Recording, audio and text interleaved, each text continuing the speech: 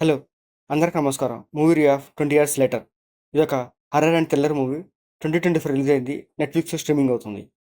ఇంకా ఈ మూవీలో blood scenes and adult scenes కొంచెం ఎక్కువగానే ఉంటాయి. మీరు ఫ్యామిలీతో చూడొద్దు, వాచ్ అలోన్. ఈ మూవీ కంప్లీట్‌గా జాంబీ రిలేటెడ్ సీన్స్ ఎక్కువ ఉంటాయి. అండ్ ఈ మూవీలో ఎక్కువగా బ్లడ్ సీన్స్ ఉంటాయి. మీకు నచ్చేటట్లయితే ఈ మూవీ నచ్చుతది. లేదు ఇంకా ఈ మూవీ మీరు ఎక్స్‌పెక్ట్ చేస్తే కొంచెం డిసప్పాయింట్ అవుతారు.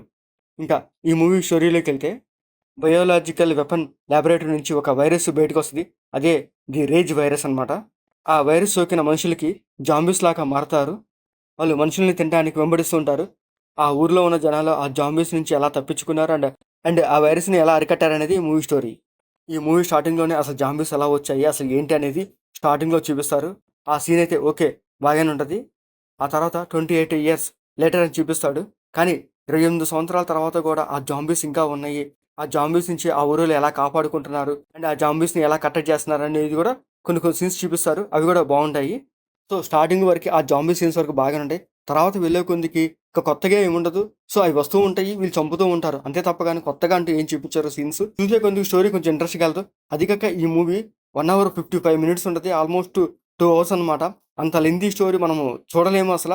చాలా స్లో నారేషన్ ఉంటది. అక్కడక్కడ కొంచెం బోరింగ్‌గా అనిపిస్తది. ఇంక కొత్తగా అంటూ ఏముండదు ఈ సినిమాలో. అండ్ క్లైమాక్స్ కూడా ఒక జాంబీ ఫైట్ ఉంటది. ఆ ఫైట్ కూడా పర్లేదు బాగానే ఉంటది. నేను ఆ జాంబీ ఫైట్ చూస్తే ఇదేనా క్లైమాక్స్ అనిపించింది. అండ్ ఆ క్లైమాక్స్ ఫైట్ కూడా అయిపోయేసరికి క్లైమాక్స్ ఫైట్ కూడా అయిపోయింది అనుకున్నాను. నాకు అక్కడక్కడ కొంచెం బోరింగ్‌గా అనిపించింది. అంత ఇంట్రెస్టింగ్ కూడా అనిపించలేదు. సీన్స్ అయితే కొంచెం పర్లేదు బాగానే ఉన్నాయి జాంబింగ్ సీన్స్. మూవీ ఓవరాల్‌గా అయితే ఒకసారి అయితే చూడొచ్చు. మరీ అంత సూపర్ స్టోరీ ఏం కాదు.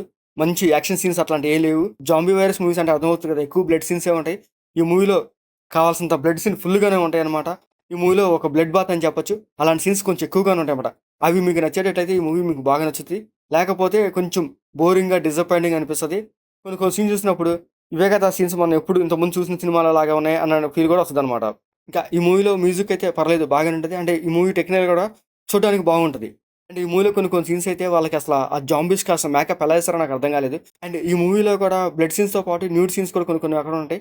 సో, ఫ్యామిలీతో చూడొద్దు. Watch alone. ఈ మూవీ నెట్‌ఫ్లిక్స్‌లో స్ట్రీమింగ్ అవుతుంది. తప్పకుండా చూడండి. మీకు మా వీడియోస్ నచ్చాయి. లైక్ చేయండి, షేర్ చేయండి, సబ్స్క్రైబ్ చేసుకోండి. Thank you for watching.